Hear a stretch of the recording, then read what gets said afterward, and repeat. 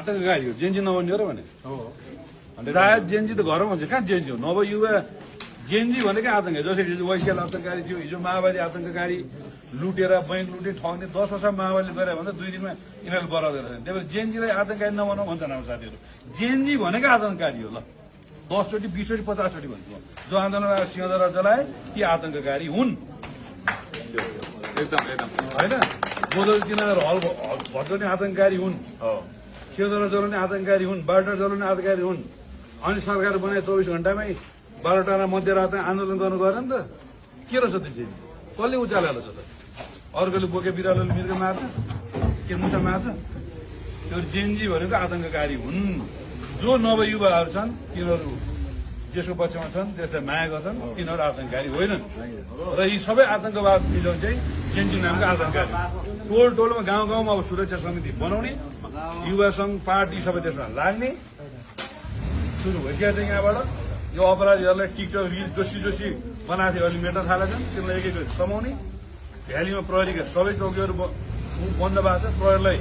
सके मरौत गर्ने नसके भाडामा दिने होइन त्यो अपराधीहरूलाई चाहिँ लगेर पुलिसले बुझाउने तालिबानीहरू पुलिसले त्यसरी हानेर मार्न मिल्छ बागमती खोलामा हम्फाले पुलिसले ढुङ्गा र सिसाले हानेर मार्न मिल्छ अनि कोहीले विष्णु पौडेल ट्याग लगाएको छ कोहीले महेश बस्नेत ट्याग लगाएको छ कहाँ छ महेश बस्नेत ल यो ओपन सार्वजनिक रहेछ महेश बस्नेत बालकोटमा छ ल आऊ यहाँबाट गुन्डु जान्छ आऊ को छ अपराधीहरू ल यहाँबाट बालकोट हुँदै गुन्डु जान्छ कसको बाउको के तागत छ ल 600 साफ सुटर छ ल 600 साफ सुटर कहाँ छ तिम्रो 600 साफ सुटरले के हालत हुन्छ भ्रष्टाचार गरेर ल भ्रष्टाचार छानबिन गर ल भने त मैले छानबिन गर बिचमा तरबार राख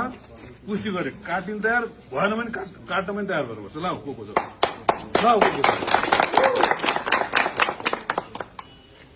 मान्छेलाई उचालेर कसैले फिल्म चलाउनु परेको छ कसैले गीत चलाउनु परेको छ उता के अरे अमेरिकाको के टङ्क दाहाल भन्ने एउटा फटा उताबाट बोल्ने राजु खत्री भन्ने एउटा फटा बोल्ने उता के चलाउनु पर्छ भन्ने एउटा त्यो एउटा फटा छ अर्को यिनीहरू चाहिँ गतिन हामी चाहिँ निर्गतिन लाउनु त छानो ल के बेली गरेर किताब पायो के भेट्यो महसुस गरेर के भेट्यो छोरीलाई चाहिँ मामाले दिनुभयो किन्देको एउटा उसो मामाले किन्देको चाहिने एउटा सेप भेट्यो त्यो पनि के गरेर फोरेका थिए आलु बाहेक यो पनि भेट्यो के भेट्यो अनि राष्ट्रिय सम्पत्ति जसले सुम्प्यो त्यसको लागि यो सम्पत्ति जलेर के भयो त यिनका यहाँका डकुमेन्टहरू यहाँका कागजपत्रहरू सबै कुरा नष्ट गरेर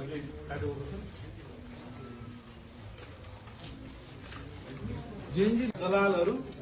विदेशीले उचालेका चाहिँ यहाँ आएर यिनीहरूले आन्दोलन तताकाए अनि एमएसबाट पनि हाने छैन दाङमाले समातेको त्यो हतियार पुलिसको हतियार हो यहाँ को घुसपेट भएको भने थाहा छैन ल हिजो त हामीले झुक्यौँ त्यो तहको हुन्छ भने सोच्छौँ ल आऊ त अब एमाले युवासँग ताजा छ एमाले नमनाउँ भन्दो रहेछ कसले नमनाउँ एमाले हो हामी हिजो पनि हो आज पनि हो भोलि पनि हो केपी ओली नभनौँ रे केपी ओली राष्ट्रिय पिता हो राष्ट्रियताको संरक्षक हो विकासको नेता हो समृद्धिको नेता हो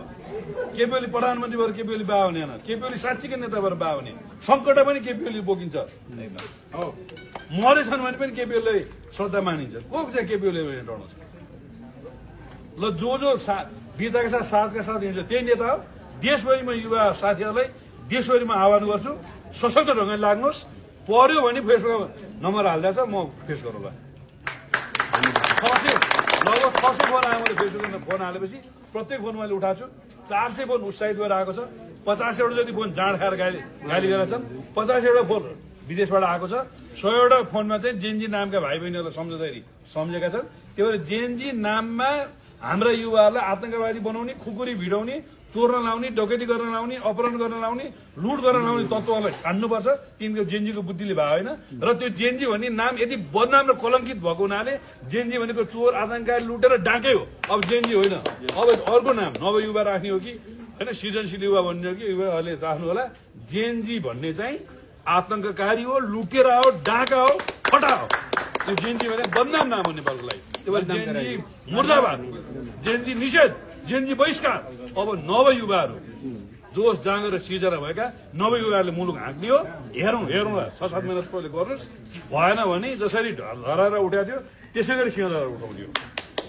जसरी रानी पोखरी बनाएको थियो त्यसरी बनाउने, जसरी 7 लाख घर बनाएको थियो भूकम्प पछाडि, जसरी भत्केका अस्पतालदेखि लिएर जुन खालका चाहिँ नि संरचनाहरू स्कुलदेखि लिएर सबै हामीले बनाएका थियौँ त्यसै गरी बनाउने हो। अहिले 10 खर्ब भन्दा बढी जुन क्षति भएको छ त्यो हामी जिम्मा लिन्छौँ। तिमी जेएनजीका तातो बोल्दै के का जेएनजी